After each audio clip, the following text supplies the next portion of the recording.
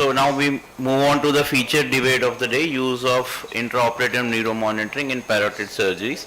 I call upon Dr. Dushyant Mandling sir for moderating the session. I also call upon the debaters of the day, Dr. Pareen Patel sir and Dr. Deepak Sareen sir. I request Dr. Dushyant Mandling sir to give an introduction of the debaters for the session. So it is Pareen versus Sareen today.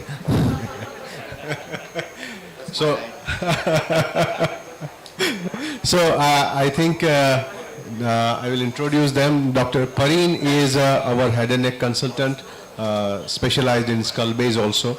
And Dr. Sareen is senior consultant at Medanta with special interest in salivary, parotid and thyroid cancers.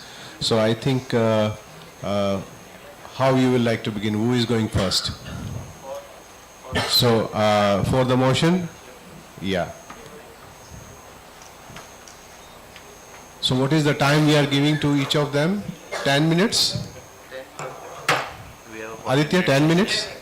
So we can set the timer to 10 minutes. Oh.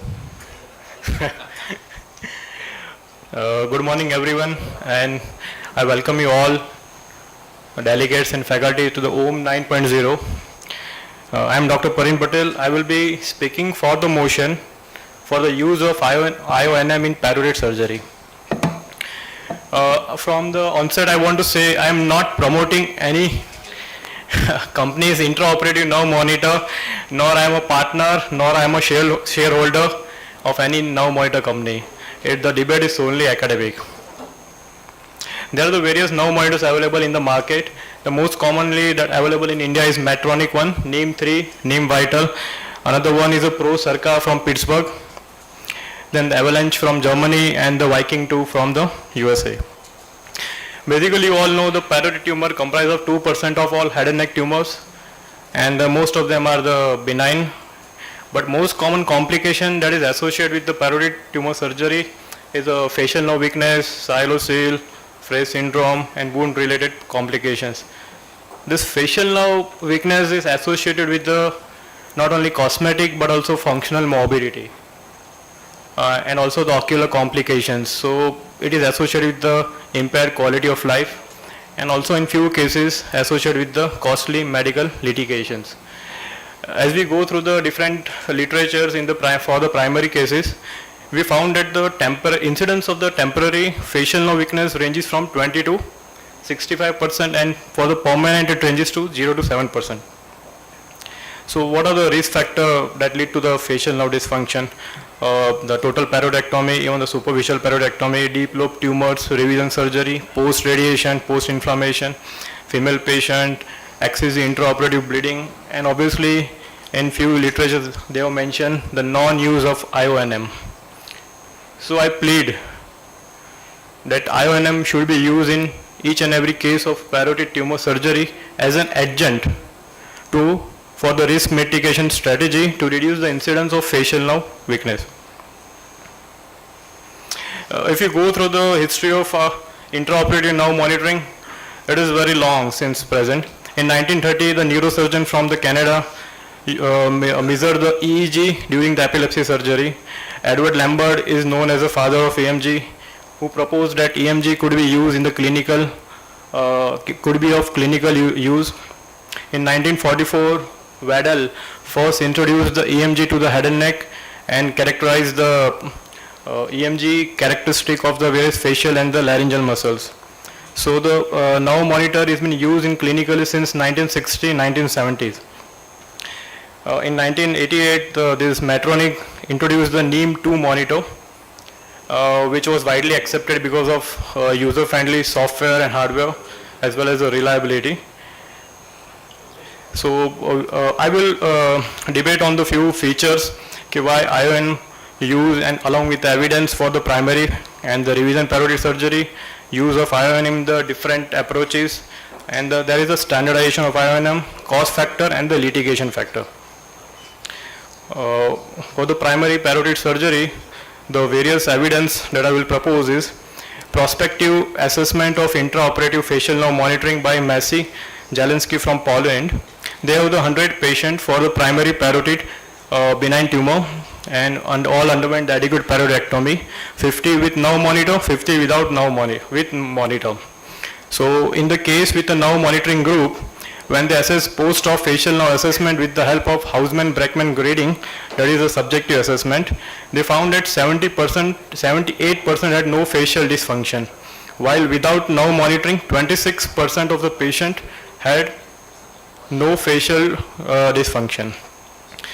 And when they assess objectively with the help of electroneuronography and the Brink reflex test, they found that in ENOG, there was not a marked reduction in the amplitude of compound muscle action potential with the now monitor group, and there was a marked reduction in the amplitude of CAMP with the unmonitor group. Also, in Brink reflex test, the R1 R2 latency was not prolonged in the monitor group, but in unmonitor group, the R1 R2 latency were prolonged compared to the preoperative group. So overall, in monitor group, the probability of paresis was reduced by 92%. And this is another meta-analysis by Carlos Miguel from Spain, in which they include 10 articles with 1069 patients, in which 554 patients underwent surgery with monitor group, that is with now monitor, and 551 underwent the unmonitor group. And the immediate post-operative facial palsy, that is transient facial palsy, was around 23% in monitor and 38% in unmonitor group. And permanent facial weakness was around 5.7% in monitor and 13.6% in unmonitor group. When they did the subgroup analysis, can I have the monitor?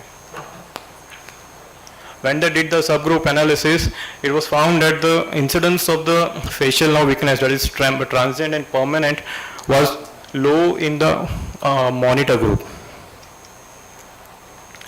This is the same, another meta-analysis by Amit Sood in 2015, in which also they found that the monitor group has a low incidence of the transient as well as the permanent weakness, but there was no statistical difference between the permanent weakness in both the group. In revision surgery, the goal of revision surgery is a complete tumor removal along with the preservation of facial nerve anatomically as well as functionally if feasible.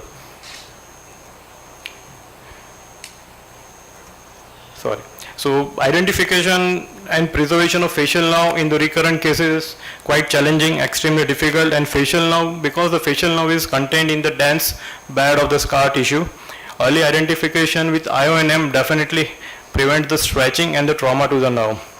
So this is one good article that I found for the recurrent pleomorphic adenoma, in which they have the 32 patients, 18 were unmonitored and 14 were monitored. So they compared the operative time. The operative time was less in the monitor group and the more in the unmonitored group. And when they assessed the facial weakness was present in both the monitor as well as unmonitored group. In the revision surgery, there is a transient facial weakness. If you see, almost all the patients have the transient facial weakness. But in the monitor group, the grade of the facial weakness was low compared to the unmonitored group. And when they look for the permanent facial weakness, in the monitor group, there was no permanent facial weakness. But in the unmonitored group, there was still the permanent facial weakness was there. So this is a video that we saw yesterday of the revision parotid surgery. I would like to just play for a short duration. Can I have the control for the video? Yeah. Forward. Can I have the control for it?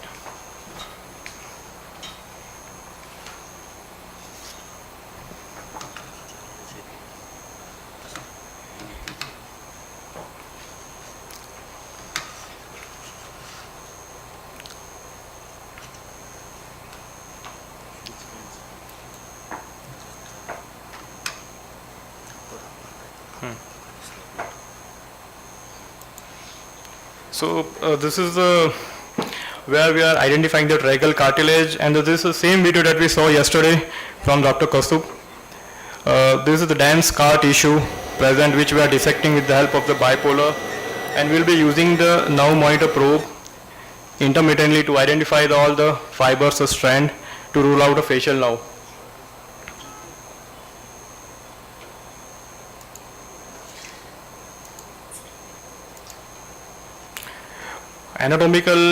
Identification of anatomical landmarks is a must for any parotid surgery, and this nerve monitor is used as an adjunct to locate or fish the nerve in the dense scar tissue.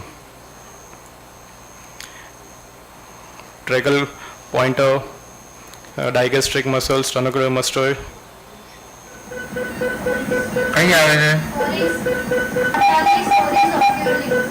So we are fishing a nerve from this scar bed, and further dissection was carried out under a microscope.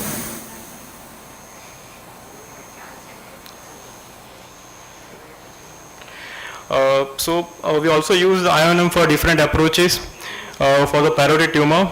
Yesterday, Dr. KK sir showed the retrograde approaches to identify or the clearance of a parotid tumor recurrent.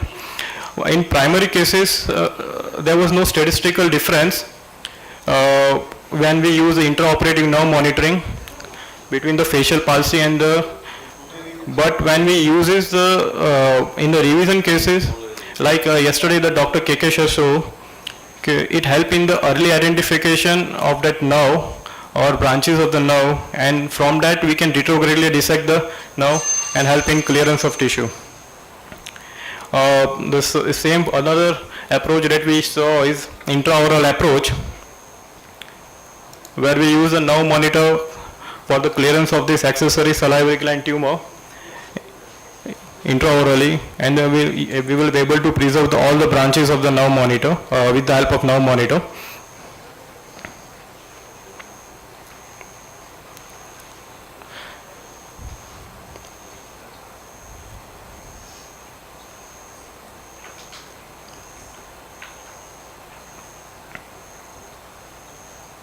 This is a 3-month post-operative scan, and we routinely use this fasciogram for the comparison pre-operative and the post-operative.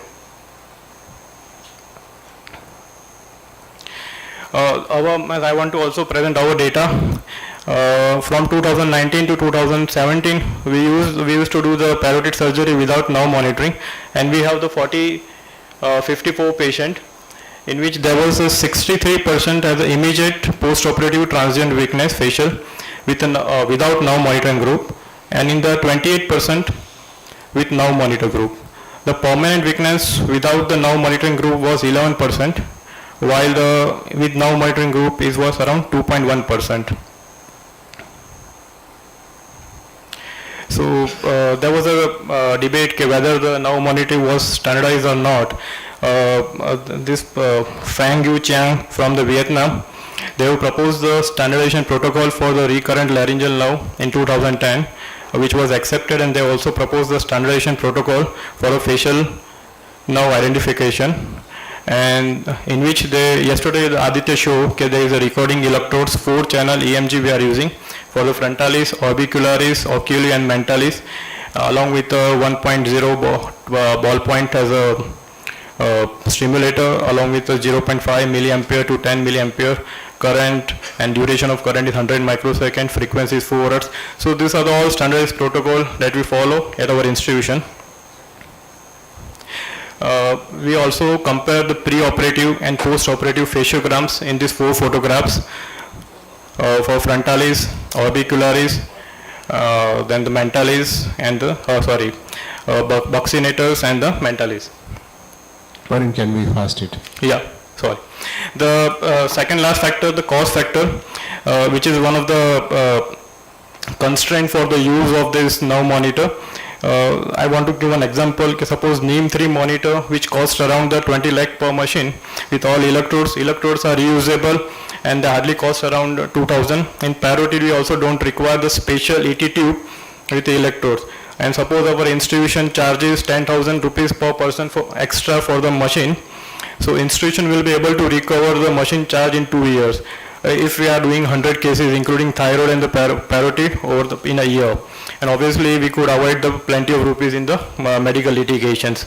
In trust hospital, if you have the financial support, we can definitely reduce the above mentioned charges, and in government hospital, patient does not have to pay extra for the nerve monitor. The last but not the least, the litigation. There are the various litigations for facial nerve weakness post-surgery, but there is no medical litigation in USA or India until now for doing the parotid surgery without IONM. And they have done the survey in USA, Germany as well as in the UK, and they found that in 2005, 60% of head and neck surgeon uses IONM, while in Germany 75% and in UK 67 to 80% of these head and neck surgeon using IONM for the parotid surgery in 2005 and 2006.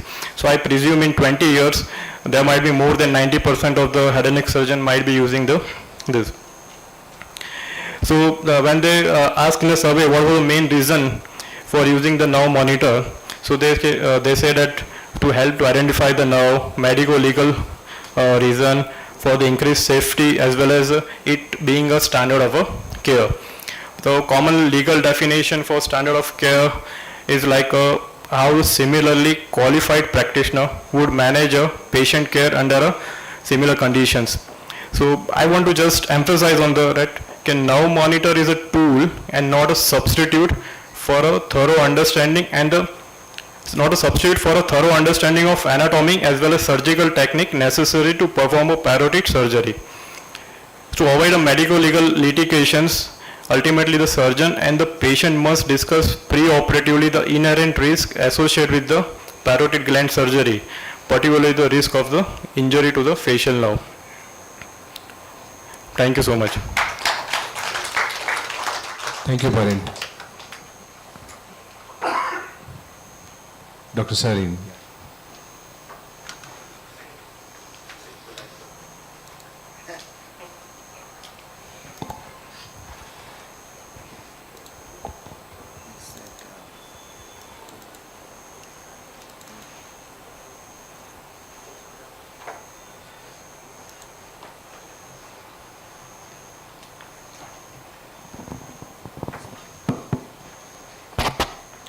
So you stole my line. The parent V's are in session. So let me make it clear. I'm not speaking against IONM, which would indicate that using it is a negative. What I'm going to do is speak that I'm just not for. It's not going to give you a great advantage. And also this applies to, I think, standard parotidectomies. We're not talking ECDs or other operations where it may have a value. But for a parotidectomy, adequate, superficial, lateral, total, whatever. You know, every year I come to home, I'm wondering how they're going to insult me this year. For the last few years, it's been you talk on complications because you're the best at it. So this year they give me a topic that made me look like a dinosaur. No, you're going to be an old timer, you're going to defend old techniques, you're going to be against anything new adoption. Yeah, why don't you speak on this? You perfectly fit the bill of an old dinosaur who just won't change. And I have to debate young upcoming surgeon with a new tech who says I have a great tool that helps me operate better than you. And I'm going to try and convince you that it's just a cape. All right? It doesn't give you any superpowers. Okay? It's just a costume. So if you want to operate in a costume, go right ahead. I have no problems with that. So the thing is how most debates go is and this is true for debates I've done, this is true for debates I've heard, is you hear a truckload of data in 8 minutes. Lot of figures, lot of numbers. You don't get it. You already come in with some background information to a debate. We all have some understanding of what's going on. And rarely have I heard a compelling number that has changed that attitude for me. Or changed the opinion that I walked in with. Sometimes you get a thought, okay, let me think about it. But rarely do you hear a number or a figure that completely changes you. And most debaters talk parallel. So I'll pick evidence that I like and I'll put it for, and you'll pick articles that you don't like and you'll put against. I'll poke holes in your article, you'll poke holes in my articles. And sure, that's reading between the lines and that's picking nuances, but often it's just nitpicking. So for example, you look at this debate, you know this paper's gonna come up. It's a systemic review, it's a meta-analysis, it's one of the very few in published.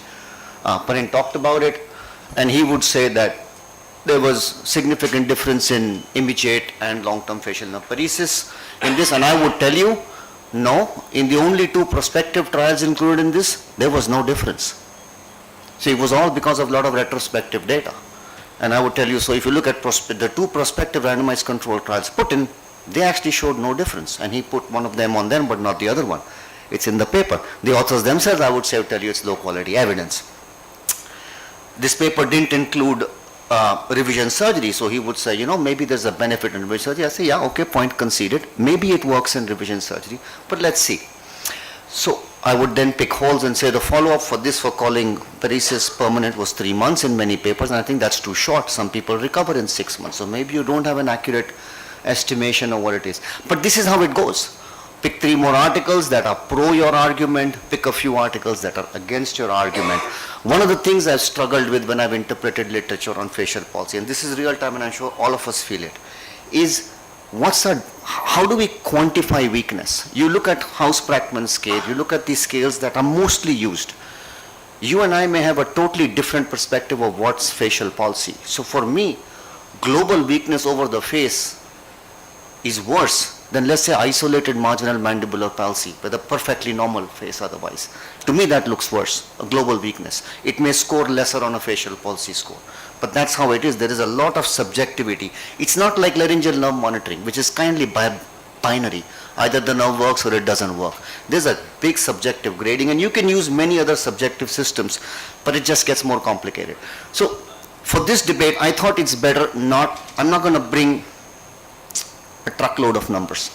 What I'm going to do is just talk, because sometimes I have felt if I have to adopt a new technique, I have learned more by just talking to a colleague whose opinion I respect and understanding the nuances of using it, the practicalities, and that's often got me thinking, this is worth it, or this is not worth it. So this is a conversational sense that I bring to you this debate, an open conversation like you would have over coffee, and a couple of questions that were in my head that I'm going to bring on.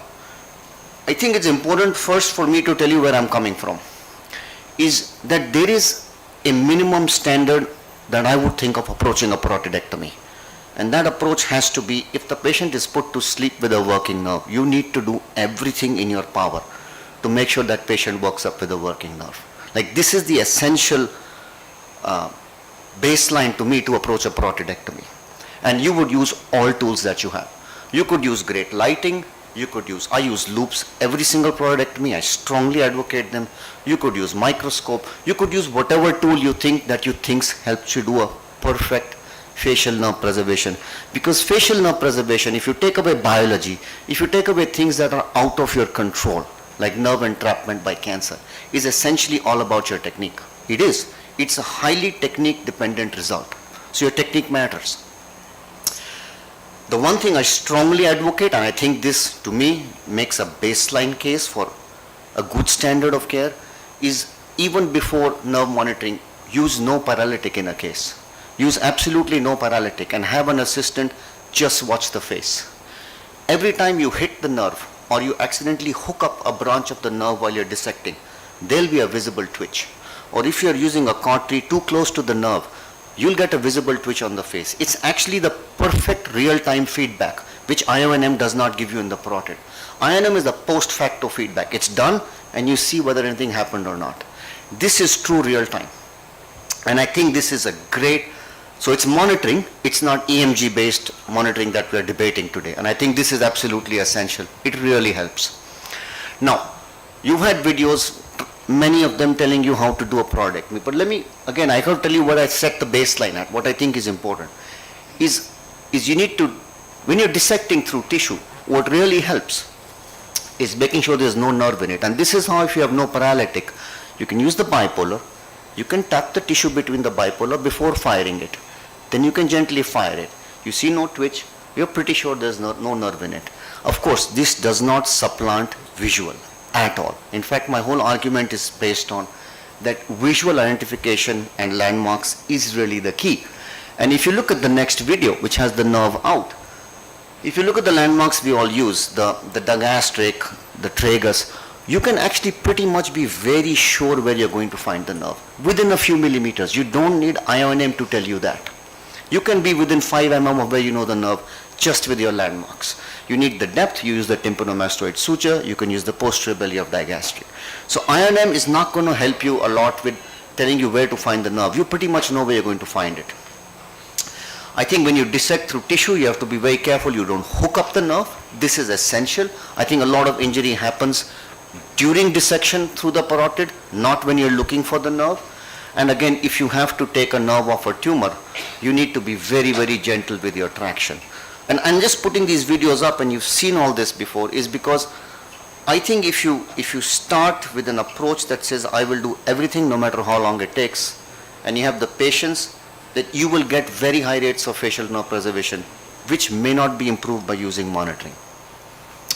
So I took the question around also in my department. I asked some colleagues, so like, where do you think nerve monitoring will help? So one of the things I heard was, well, if there's loss of signal then, and I'm like, so what do you call loss of signal in facial nerve? There is no unanimity in what we call loss of signal. Different than where we have it recurrent laryngeal nerve, where there's been an international consortium.